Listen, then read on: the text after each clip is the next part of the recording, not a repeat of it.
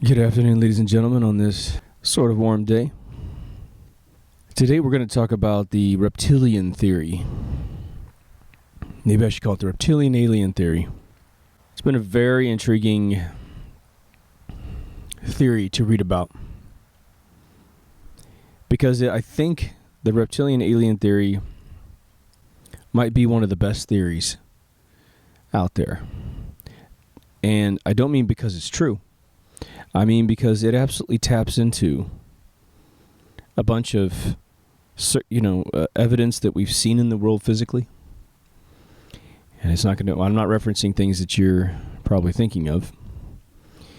But it also forces anyone looking for the truth to the very edge of the ledge of what will be considered an allowable open mind conversation. If you're a truther, or if you study anything slightly off center from mass media and horribly controlled education, then you will have undoubtedly run into a conversation where you know something is different than the way you were taught because you have experienced it. You've seen it, you felt it, you tasted it, you smelled it, all those things. And someone is in front of you who has absolutely no experience in it at all. And they're going to tell you that you're wrong. And you don't have to be a deep conspiracy theorist at all to experience that experience, right?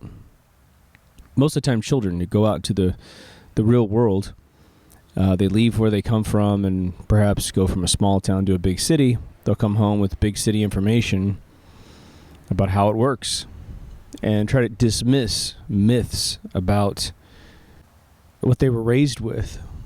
Racism could be a huge one, right? And the parents will just sit there and argue because they have locked in the paradigm of thought that's there. But why mention this?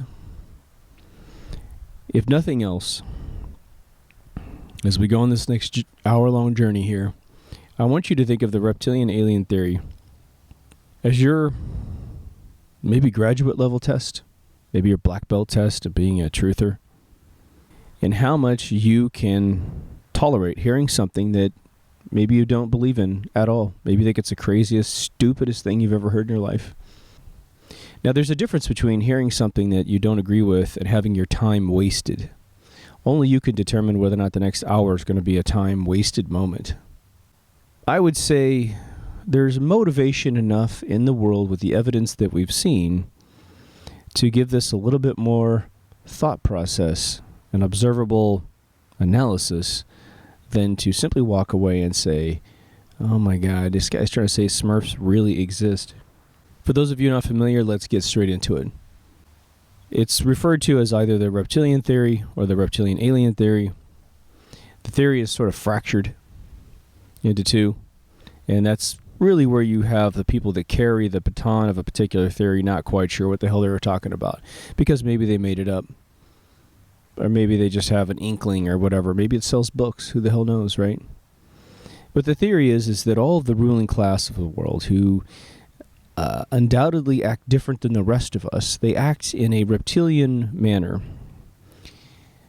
Carl Sagan wrote a book that put a pin in the idea of what he called the R factor. R referred to reptilian, and he theorized that as man has evolved deep inside the psyche of man, we have a survival mechanism version of our brain that he likened to a reptilian. A reptilian doesn't sit around and worry about your feelings. It merely eats, shits, and screws. That's it, and fights, right? And that's what these, the ruling class seem to have, that empathy totally bred out of their system, or they were never born with it. They see, again, the society as cattle and sheep. Cattle for the slaughter, sheep for the misdirection of where to go and do your thing. They consider themselves the Pied Piper. Well, there's no arguing that these assholes act like reptilians. No one could possibly argue with that. They're the most discompassionate, fouled up group of bottled up DNA who who unfortunately have inherited the perception from the lower part of the pyramid that they are the top of the pyramid, and they've learned just enough to stay at the top. But the truth movement's kind of unfolding all of this, right? So, let's get to it, right?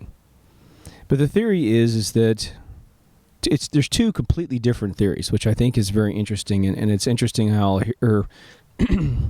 individuals who support this theory vacillate between the two in one sentence when they're mutually exclusive.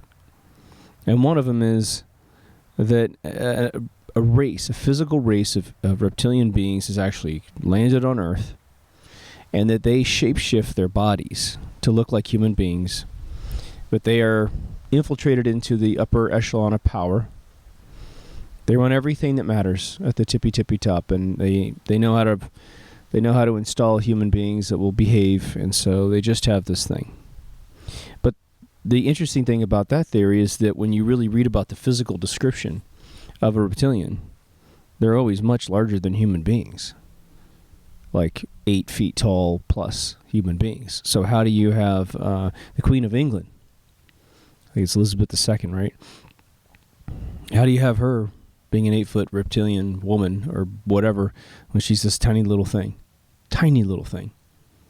In the same sentence, you'll hear this other theory, that they don't really exist here in the physical form in terms of their bodies, and they don't really shapeshift around themselves and have to make their slitted eyes, round pupils. No. They're actually interdimensional beings that merely take their consciousness and superimpose it on the consciousness of man and control that individual. That's a little easier to believe if you're going to go down this rabbit hole, right? That way Queen Elizabeth is a human who might have a special type of blue blood. I always thought blue blood meant your eyes, the blue bloods, those of us who have blue eyes. But they could just infiltrate your children, maybe a sacrifice or some ritual, gets it all connected. Who knows, right? But these reptilians have also been theorized, and again, you won't hear this very often, but I'm going to tell you what the theory is, the additional little annex off to the side of this theory, and then we'll explain what I think was really meant by this attribute here, which is that they drink human blood.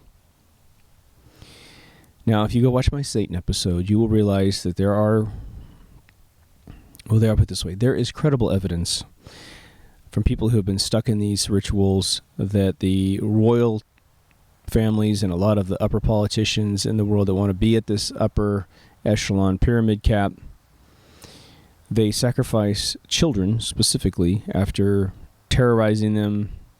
I'm not sure raping them or anything, but just abusing them to get all their adrenaline stuck in their blood, and then they kill the child, they drain its blood, pass it around in goblets, and you're stuck at this party going, oh shit, if I don't drink, they kill me. Just that simple. So you drink, hoping that you can make a brighter day in some other way, right? Imagine that. Imagine you end up at a party and you thought you're going to have a good time, and you're faced with a goblet of warm human blood, and you have to either drink it or die. And maybe a wife and kids, or husband and kids, grandkids, and you're literally going, holy shit, I didn't mean to be here. So you pray to your God, and you say, God, I'm not into this, but I've got to do this just to save my life. And you consume another human being.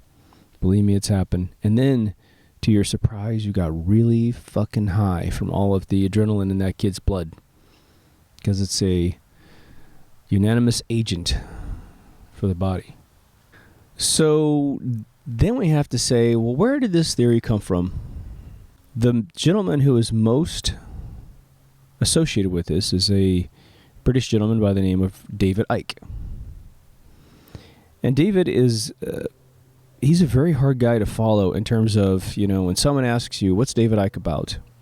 It's really tough. I mean, other than making the world a better place, you might be able to say, it's really tough, because then you have to say that David is sort of not the originator, but he is certainly the person who put out this theory in the early 90s, late 80s.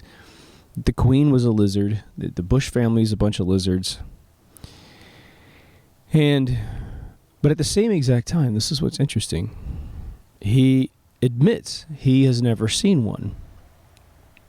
And so he tells these stories about going into auditoriums and telling everyone that these aliens, reptilians, exist. Again, vacillating between being physical and shape-shifting and being interdimensional and possessing. I think he's more on the possessive side than the physical side. And then he says that after he tells the whole audience that these things are real, that individuals come up to him and tell him stories about having seen them and how he's such a relief because they saw this, from authority figures. Like one of his stories is that somebody got pulled over by a cop, and something went wrong in the conversation in that the individual angered the police officer, and the police officer shapeshifted while yelling at them, as if they sort of lost control and yelled at them. Now, when an individual's propagating something into the minds of people, you have no idea how susceptible your audience is to fiction, or how much they want to be popular to you by telling you a tall tale, or whether or not they're just drugged out of their mind walking up to you after a meeting. So for me, the real thrust of the theory is that we have a very strong force from some other place manipulating our world. Admittedly, with their own theory, there aren't very many of them here. They don't actually control but a tiny, tiny, infinitesimal amount of world leaders to get what they want. So it doesn't seem like they've made any penetration if the story was even true. Okay. But David's gone in and out over the last decade. He's been doing this for more than 2 decades, but of sort of not talking about it as much anymore because it doesn't really have anything that turns into an actionable item. If I tell you, and you believe me, that the bankers of the world are some families, very small group of families that met on Jekyll Island, formed the Federal Reserve Bank, which is a private for-profit bank, and if you can just find out who those families are, and then round up all the monarchs all over the world and get them out of power at a minimum, incarcerate them, put them on some special island that may be nice, who knows, right? Use their money to pay for it, redistribute their particular ill-gotten gain wealth. You can actually change the world completely over to a Gene Roddenberry bud. But if you were to believe every single thing about anyone telling you about the reptilian alien theory, there's no actionable items after that. You're screwed. If it's interdimensional, well, I guess we all have to drop ayahuasca and get interdimensional ourselves on a daily basis to go and fight an interdimensional war. But I would assume that any one of us that passes on to the other side goes and fights an interdimensional war, and given the numbers that we see being accused with the theory, there's not that many of them at all, right? But David, if you read his books, and he's making a profit off this theory, it's not a lot. Believe me, I've helped sell books from rockers, and a bunch of my buddies sell the most popular technical books on planet Earth, and it doesn't make you a ton of money. Some people have accused Ike of being, multi-millionaire. I bet he's got $1 million. I bet with his Wembley Stadium audiences of 6,000 people, charging $100 a head, I'm willing to bet he can put enough away to amass $1 million. Seems to be living within his means. He does travel a little bit. And before I go too much further up down the line of this thing, I want to definitely mention that the interesting thing about David is that if you watch his Wembley Stadium presentations, he might mention out of an 8-hour presentation, 7 to 8 hour presentation where he's walking back and forth, he's got these massive slideshows, which are very intriguing. Eric is to the truth movement pretty much what Eric Dollard is to studying the science of electricity. Eric Dollard goes back and resurrects the books between Faraday and Steinmetz. And then if you continue watching, he'll teach you how Einstein and Oppenheimer continued to obfuscate what we had figured out.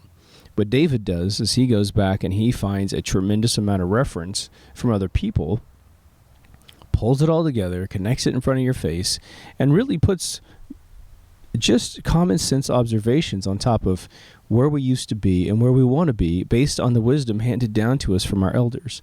The only thing that I really think that David has that's completely his original thing, which again he's borrowed from other sources, is the reptilian thing.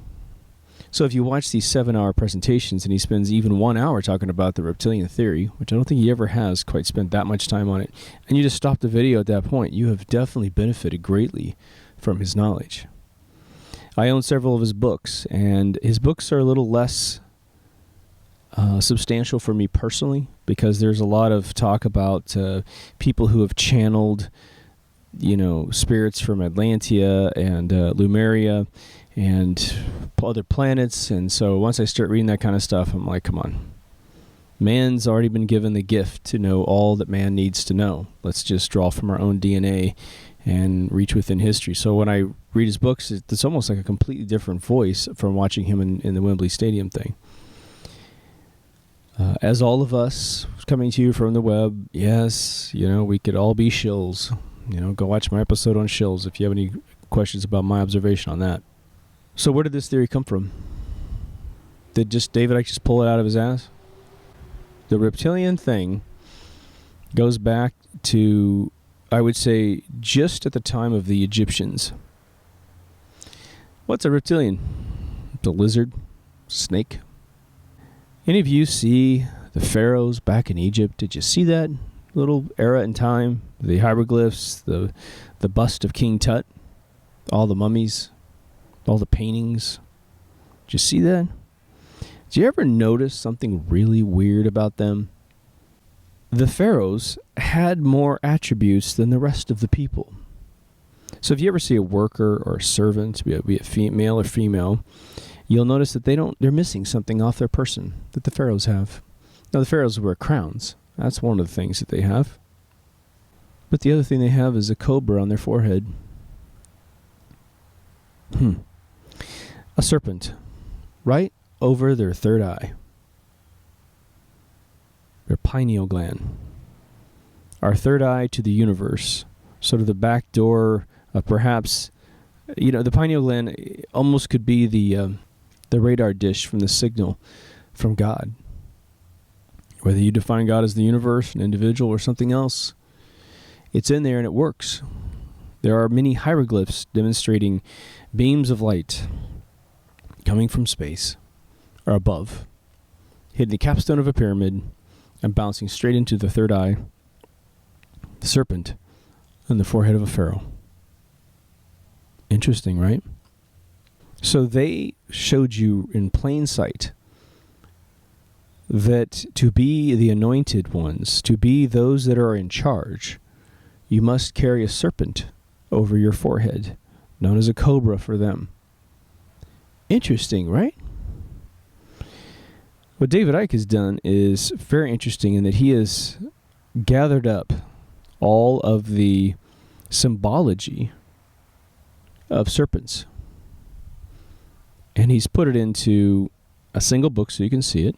There's a lot of stuff online about this, where all these cultures worship dragons, which would be an advanced serpent under any definition.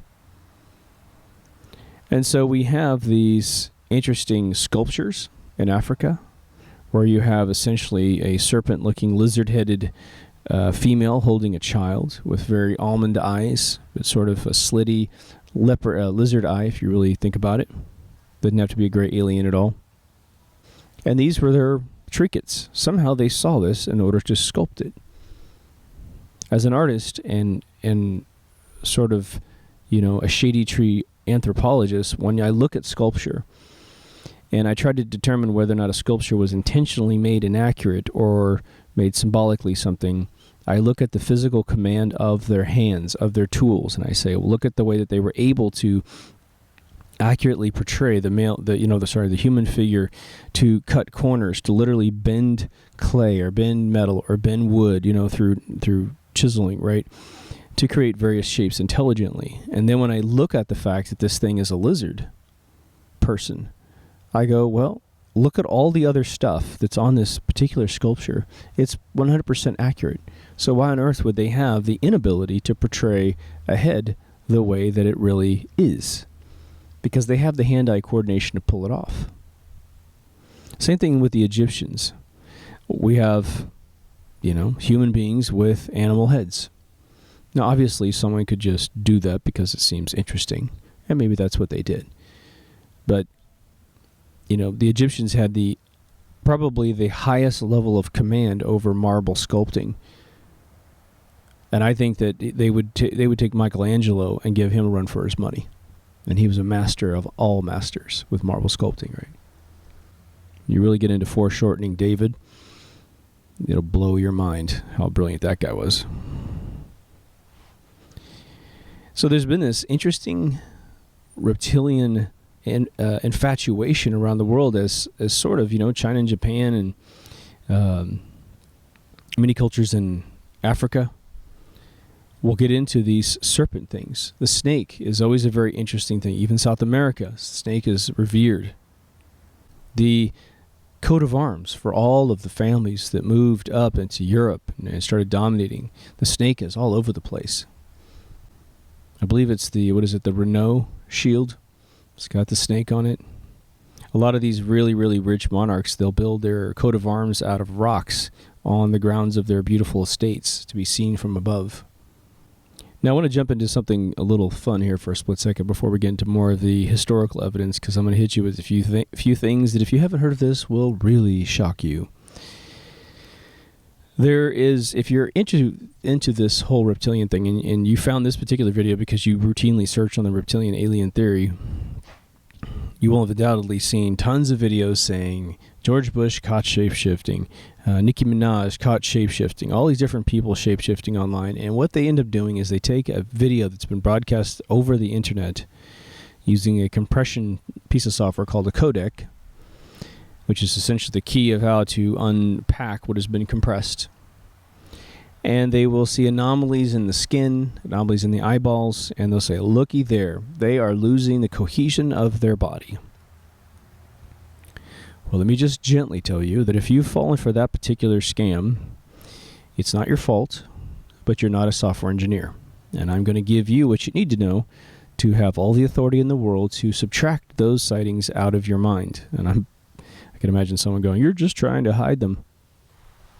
There's two things that you need to create these videos, and the people that create them know what they're doing, usually. You need the video of someone being interviewed, and then you need a really bad internet line, or you run it at a resolution that you can't bring down through your modem. When we compress video, the very first thing that we did back in the late 80s, early 90s is we transmitted the entire frame. Every single time a frame updated, you had to get the whole frame, like a TV does it. And then we realized, damn, that's way too much data. It's going to be 20 years before we can remotely transmit every single frame. And believe me, right now in 2016, 25 years later, we still couldn't do that if we wanted to. So what we do is that we take the frame before and the frame after, and we see what pixels changed. Because some of the stuff will just stay the same color, because things aren't moving enough in the frame. And that's why when you watch Netflix or anything you're downloading, and there's a lot of like forestry, a lot of leaves going by and a big chase scene, everything's blurring, that's, if you have a bandwidth problem at your house, you're going to notice that's when your bandwidth starts stuttering. That's when the resolution of your TV starts to drop, because it will then start transmitting less resolution to catch up, to keep up the time, SMPTE time code, so that the video stays synced with the audio. What if, so when it works great, it works great. It's high-def television in your house. But what if it doesn't work great? You're broadcasting a 1080p into your house or 4K, and all of a sudden, your son's in the back room downloading a bunch of porn, and it's got a problem. What happens is that instead of transmitting the pixel, it will actually just say, I can't get the pixel in enough time. I know that the pixel exists on the server, but I can't get it, so I'm going to run the second set of software I've got, which is to guess what that light particle probably is, what the light value is between two other light values, sort of averaging them together. When this averaging technique starts taking place, you start getting low resolution. What's low resolution look like? It looks blurry. Well, imagine taking a sphere, probably one of the toughest things that software engineers have ever tried to render to the screen accurately. right? We had to get into anti-aliasing before we could ever make these things look smooth as glass, because it always looked really chiseled. You could do a horizontal line and a vertical line on the first computers to ever be made, and they were precise like knives, because that's the shape of the pixel on the screen. Well, once we got away from phosphorus dots, right? When a circle starts undergoing this guessing routine, it ceases to become a circle and starts becoming other shapes, predominantly diamonds, because the upper surface is a guess, the upper shape is a guess, and so it starts making it pointier and pointier. So an iris, a pupil in an eye, starts turning into a slitted reptilian eye. That's where you start getting all these claims of shapeshifting. The other one is green. You'll see green on the faces, or weird blotchy patterns. No one seems to understand that the rest of the image is also going through this entire thing. They want you to focus on the face, almost like a magic trick of misdirection. Well, the face is plotting orange all over it, and the background is getting little tiny bits of this, but because of what I just told you, the face is the only thing that's updating to any degree, because the picture of New York in the background during some interview with George Bush isn't moving, so it doesn't have any updates. But his face is moving, and it's only where his jawline is, it's only where he's moving in the conversation. And so that's why that particular area of the face starts to get these anomalies. So I wanted to put that to bed, because there's absolutely no connection between these videos and this theory. There's no connection, okay? I'm going to give you some physical pieces of evidence. A couple you're going to roll your eyes, and you probably should.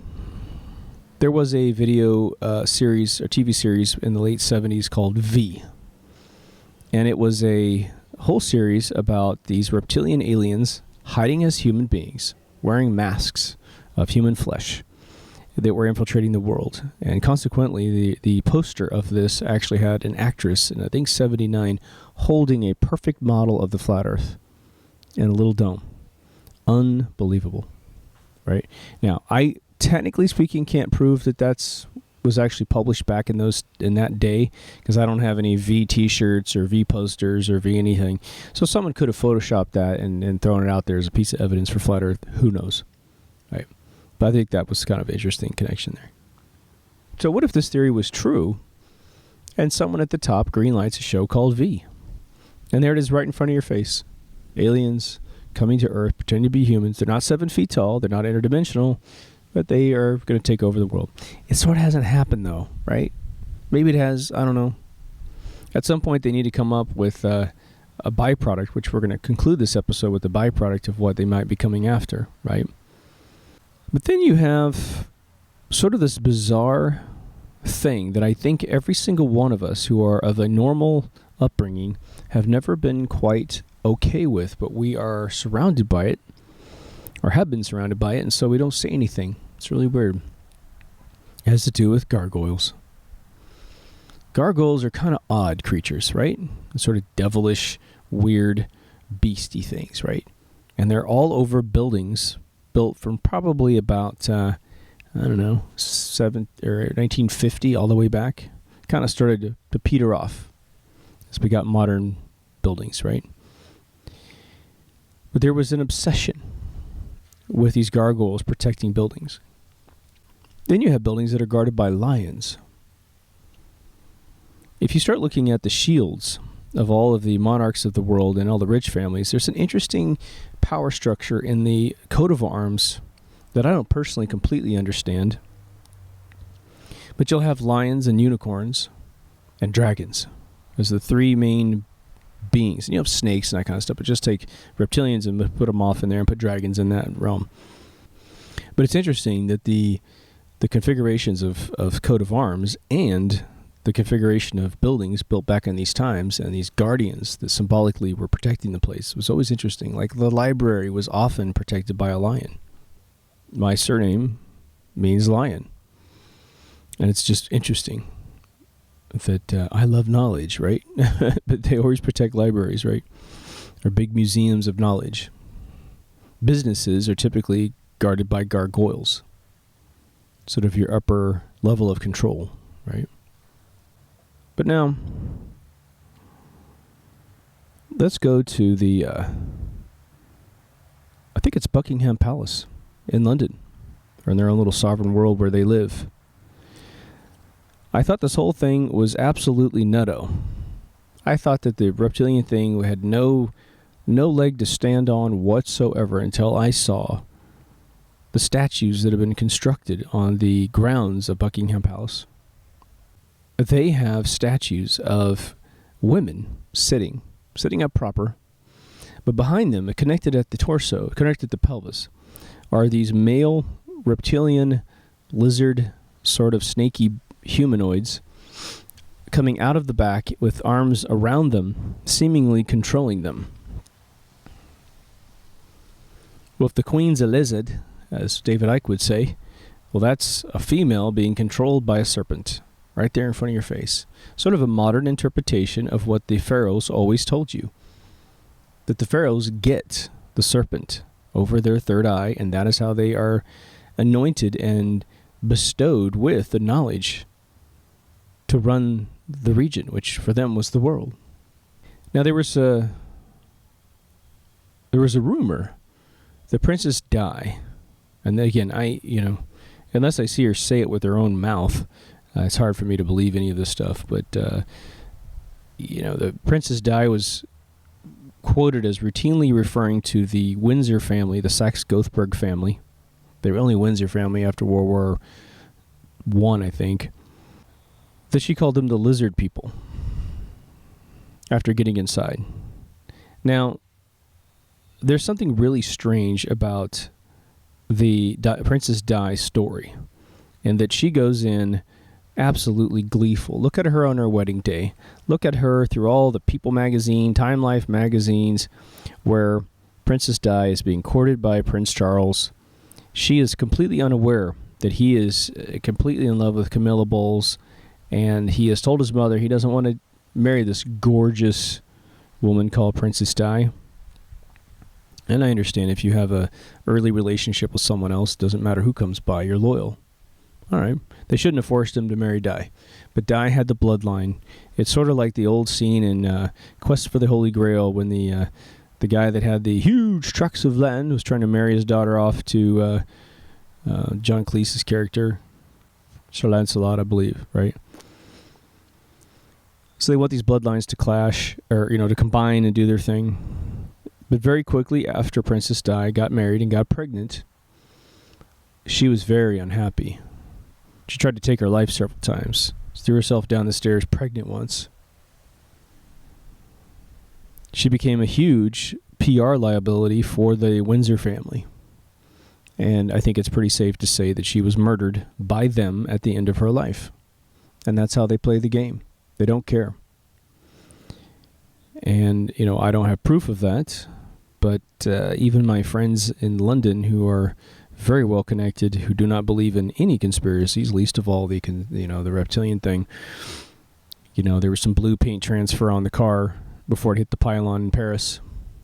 They built the Queen Semiramis, Statue of Liberty hand over the overpass where she died, signifying that that's a hit from that particular, which I would call the money changers, the banking cartel families. That's their symbol of ownership. They own that death right in your face. If it was an obelisk, it would have been the Freemasons that did it, but it wasn't. So I thought at first, when I heard about Princess Di being really upset and trying to hurt herself and kill herself and all this other stuff, that she was just an immature, spoiled brat. That's what you think in your mind when you first hear that without any evidence, or especially her testimony or what have you. But after I watched her talk about many, many things in the world, from trying to get rid of mines, landmines all over, in battled regions, she obviously, when you watch her speak, was an incredibly intelligent, beautiful human being. She was a keeper for this world, and we lost her to these people, regardless of what the hell they are, right? And maybe she got a little conniving at one point. We think her second son was definitely not a son of Prince Charles, because he looks just like her bodyguard. A friend of mine spent the entire flight in first class with that guy to his right, and they had a bunch of conversations, and my buddy's like, that's the kid's dad, man. He looks exactly like his son. So whether or not she called them the lizard people or not is unconfirmed. It's a romantic idea. But the story of reptilian men goes back a couple hundred years in printed fictional press. And there's a huge... if you want to read about that, go to Wikipedia, and you won't hear me say that very often, and look up the whole, I think it's reptilian conspiracy theory or something like that. They have the whole chain of books and a sort of the footnotes, like a sentence footnote to each one of the books as to who wrote the book about a reptilian man and what the extent of the theory was about their composition and their goal in the book. Even H.P. Lovecraft, who ended up doing the Cthulhu theory in his books. These are extremely disturbed human beings. Sort of, it would seem, set the foundation for someone later on in life, like a David Icke, to come by and put this into work in a non-fictional way. Now, for those of you into predictive programming and the occult, you might say, well, they were just writing about what really exists and shoving it out into a fictional predictive programming methodology to sort of wink, wink, nudge, nudge the rest of the people that know it's true. And David Icke merely walked in the room and had the balls to say, this shit is real. I'm sorry. And David's whole thing, which I think is very interesting, is that he has the balls to walk in the room and just call a spade, instead of allowing allegory or metaphor to always be the culprit when someone's telling you how the world works. But let's start diving into the theory a little bit more here. What could they possibly want from us, right? I've done all these shows on aliens, and it really dovetails beautifully with these stories about aliens. In order to devote your entire life to something, there has to be a purpose / a love for what you're doing. So what do humans have? Again, if you're so smart that you can travel interdimensionally, and again, remember, the only reason why they have really the claim of being reptilian is really their behavior more than their physical appearance. Because again, unless we readjust the theory of their physicality, an 8-foot lizard probably can't shapeshift down their mass quantity into a tiny Queen Elizabeth, right? So it'd have to be interdimensional. But again, the same people claim that both things are true. But what could they want from us? Do you want our stuff? Well, wouldn't they just come take it? It isn't the universe, if it is a round ball galaxy universe model, aren't there planets out there that have everything that you want? There's a movie I mention off and on in this series called Branded.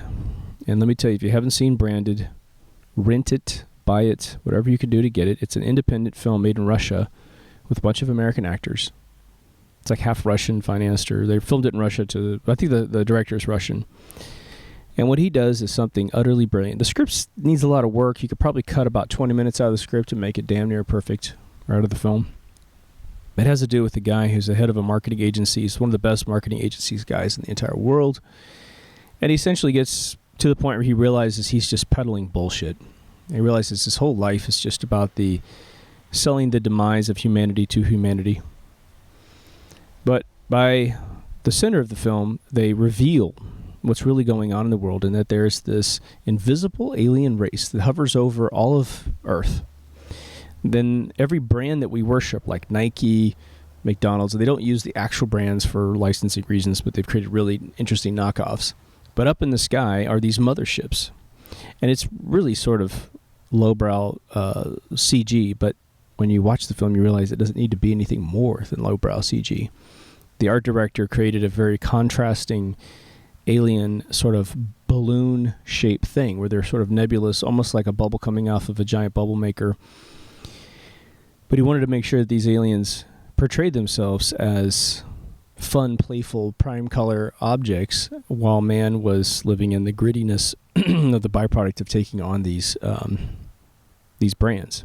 The humans can't see them, but at one point, just like they live, our guy can start seeing them. But the interesting arc about the movie is that these aliens, only feed off man's lust for something. There's a little part in the film, which I've mentioned before, a little fat boy wants some ice cream from this little vendor in this quaint little area in whatever town they're filming this thing. And his mother's like this hot, MILF that's running around with the kid, and the kid's like, mommy, can I have the ice cream? And she's like, okay. She gives him the money, and when we pan the camera around the kid, there's this thing attached to his lower neck on the brainstem on the outside, and it's this balloon. And it's sort of small at first. It's got the checkered pattern that matches the mothership that is the brand that it's loyal to, which must be ice cream or something. And the kid goes up to the ice cream vendor, and as he's sitting there just lusting, like Augustus Gloom, he's lusting for this candy. The balloon keeps inflating behind his head, been bigger and bigger and bigger. And the second the kid's hand touches the ice cream, the balloon separates from his lower neck and floats off to the super brand, inflated with the lust for the brand.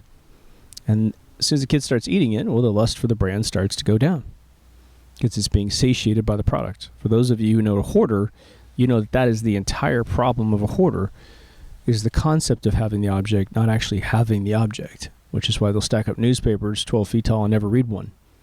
Because one day, their lust for that information will be satisfied in their mind. So when I think of a reptilian race doing its thing on an interdimensional level, I go to Branded and I think, wow, maybe it's torturing humanity to create some byproduct that's not adrenaline for them, although they drink this stuff supposedly. I think the drinking blood thing is just a mere parlor trick of getting high off of evil. That's what I think that is. I don't think it has anything to do with interdimensional energy forces. But what if all this war that we're in, all this hatred and divide and fear, which has gone up since 9/11 on a huge level, is exuding a frequency, literally a holographic frequency that comes off transverse wave of feeling that they can feed off of? What if it's just as simple as that? And of course, they would be at the top to orchestrate this problem.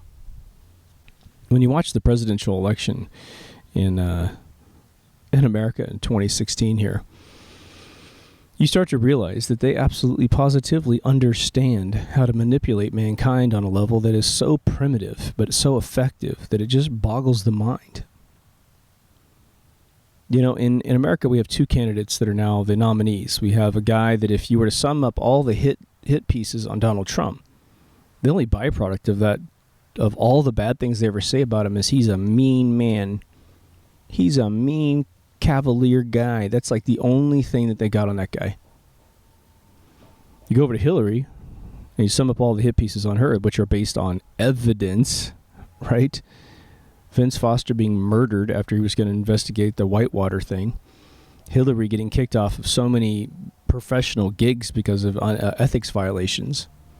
Her chasing off all the women that Bill raped. Her Benghazi debacles where people got killed. When ISIS was armed that same week.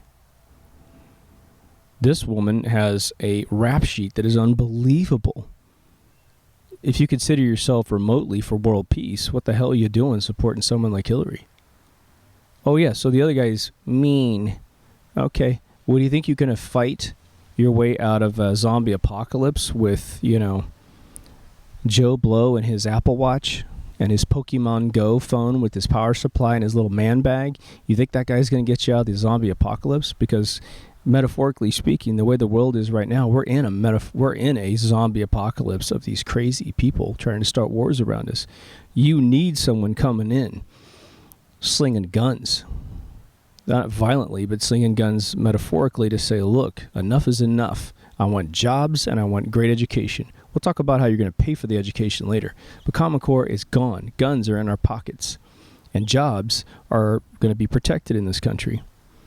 And believe me, if America figures out how to repair its GDP and its trade, then Europe will follow. They'll pop the bubble of this EU, and everyone will go back to their own sovereign countries, their own sovereign currencies, and they will copy the United States and say, yeah, tariffs are going up. There's not going to be any stuff made in other countries unless it comes in at the same price. So enjoy yourself, third world countries who steal all of our ideas. Steal all of our ideas all you want, but you won't be able to move those products into our country because it's going to cost as much as the ones that are made here in wherever you are, right? So when we say a particular candidate somewhere in the world is establishment, they're career politicians. Some people, that gives them security. Well, what if the reptilian thing is absolutely untrue? But we know there's bankers, monarchs, a bunch of yes men and tag-alongs that'll do anything that they say at the full expense of humanity. And they may even bullshit themselves that they're actually doing us a favor. Well, you stupid human beings, you sheep, you cattle. Thing is, you don't really know how to run the world. We do. So just sit down and shut up, right? So I haven't heard of any theory attached to the reptilian theory that says that the reptilians would be anything other than bad people that do what humans already have proven they can do. You mean to tell me every human being I've ever met who was non-empathetic, that stepped on other people's heads to get ahead, that betrayed people? Believe me, I've worked with them. I've worked for them. They've been my clients at times. You mean to tell me they're all infiltrated blue blood aliens? Well, they're all different races in this world that I've experienced. So it can't just be Anglo-Saxon white people, because I run into every race doing that. And when I look at their individual lives, I understand why they did the things that they did. They felt desperate because of the pressures on the bottom of the pyramid. There's no actionable items if you believed every single thing that they ever said about reptilian theory. All right. We can't even fix humanity, people. Or we can, but we're probably doing it right now by waking up. But we don't need this other theory. And if the guy that's pushing it forward has never seen one personally, then I think that maybe that person might want to relax on the idea that that's what it really is. Where do we get all the bad science in the world? Well, we get it from physics. Why do we get it from physics? Because it's a mathematical-based methodology of science that if you can merely contemplate it in mathematics and prove it in mathematics, that some people believe that therefore it exists. And when they can't solve for it in mathematics, like black holes, dark matter, big bangs, all that stuff, when all that stuff falls on its face, their egos simply say, well, we just haven't found the math yet to support our notion. So believe in it and curb your life and fear the universe until we figure out how it is exactly true, how our hunch is exactly true. Because you don't study physics, because you don't have a big math degree, you go along with it. Or if you believe, for instance, that behind some epiphany, you're going to find the truth, so you hang on to it as a deep scientist, as a deep mathematician, you're probably wasting your entire life. Because you're not doing the one thing we talked about in the answer episode. You're not living. There was an interesting interview I'm going to point you guys to. Hopefully I can find it again. But if you look up reptilian stuff, there's a confession video that is actually very believable. The way the guy actually delivered it across this picnic table, it appears to lack any telltale signs of lying. For all the face triggers that we know about lying, voice inflections, you know. But this guy said he was working in some government facility. I can't remember. I think it was Los Alamos Labs or something like that. And he was just a worker bee. And he said that he came out of his office once. And if you see the video on YouTube, it's going to be a guy sitting at a picnic table. And I think it's a British gentleman, which obviously for Americans, British accents can be very dangerous because it sounds like they're always telling the truth, you know. But this guy says that he walked out of an office and he saw two black-suited characters. It's a lot of people walking around, but these two black-suited characters usher into the hallway this really tall, I guess he was probably 7 foot tall, he estimated, reptilian humanoid down the hallway. And they were escorting him. And he said that this being was very formidable, just very threatening looking, but very monotone in his expression. He wasn't, you know, what I want to say. He said he wasn't like, you know, feral or anything like that, right? And he said he just saw him for a split second, walked around him, and went to where he was going. No one came up to him and said, you know, you didn't see this or anything like that. Now, to his credit, this guy simply said, you know what, based on what we were doing in this facility, he goes, I just assumed that this was a hybrid human being that someone had made, like crossbred lizard DNA with human DNA until they came up with this thing. That was the only person that said they saw a reptilian in my whole life that I thought, wow, that seems interesting. And his take on it seemed believable. Now go back to the alien hoax, the alien invasion hoax, right? And think about that as being a technique of creating these beings and giving them a consciousness and teaching them how to be aggressive, teaching them how to hold a gun that you've never seen before, which may have like laser projection or something, and then you fly in, zero-G ships land in people's backyards, and these things come popping out, and you can't touch it because they're just so freaking insulated by their own, alligator scales or whatever the hell it might be, right? Thought that was interesting. But before I close this off, what I want to say is the real exercise with this is what I mentioned at the very beginning, which is to keep an open mind. We all think that we don't have once you wake up, you hear a bunch of open-minded theories, and you're like, hey, I can totally conversate about flat Earth, and I don't get all bothered about it, and I can conversate about expanding Earth or 9/11 or whatever it is you're talking about. And you feel really comfortable with an open mind.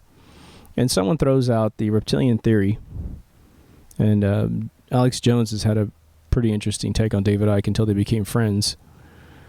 Alex Jones' whole thing a long time ago, about 10 years ago, he said, David Icke is a real danger to the truth movement because he comes in and starts talking about reptilians, and I think Alex said it's like throwing a turd in the punch bowl of the truth movement. You make us all look crazy. So we want to have an open mind, because that's just a mechanic we want in our souls, the ability to think about anything and discern it and talk about it, right? What if, as part of an alien hoax, of this invasion idea, that these things started popping out of ships, but you had closed your mind off to it completely? So you never learned more than just the basic reptilian theory. You didn't hear me talk about it, possibly, that confession of the guy saying we might have engineered these guys, and they start showing up on your street. And then you think, oh my God, these are really real reptilians invading the world. Here it comes, V. V is here, right? That's why we have to keep the dialogue open. We have to go deeper. We have to be a little more smart about it, right? So that we're prepared for absolutely anything. We don't want the ruling class of the world to be able to have a thought that's darker than any thought that we can have. And that's a big thing to say, right? It's, for those of you who believe in God or good, put that way, you know that your convictions and your dedication to truth makes you sort of what they used to call a paladin, a warrior for God, like a fighting monk. And that means that the life you would have had you become the baker, the farmer,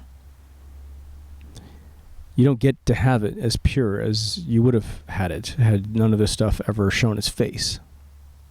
And that may be the plight of a lot of us sort of intellectual Minutemen and women.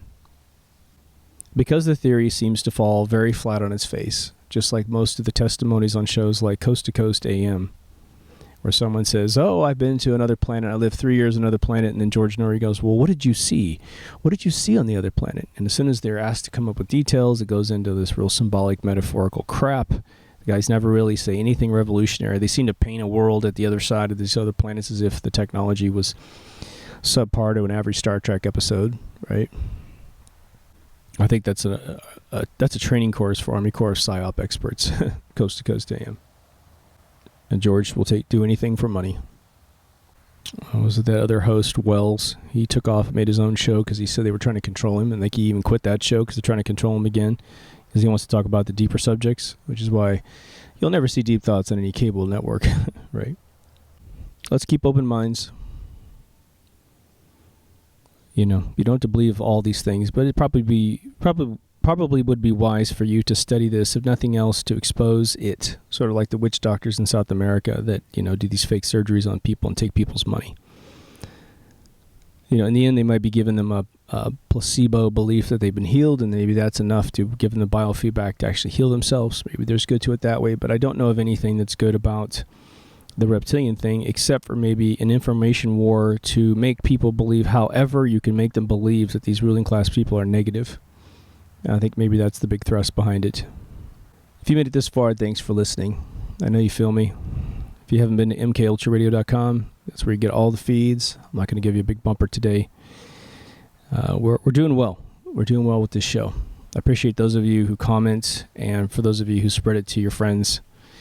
Seems to be getting a lot of organic finds, which is really cool. So hopefully this will bring in a whole new crowd. I'm not creating these episodes to bait people in or to, increase my statistics. I just think this is a particular one that is thrown around a lot without a lot of deep thinking at all. And that's what this show's about, right? So hopefully you enjoyed it.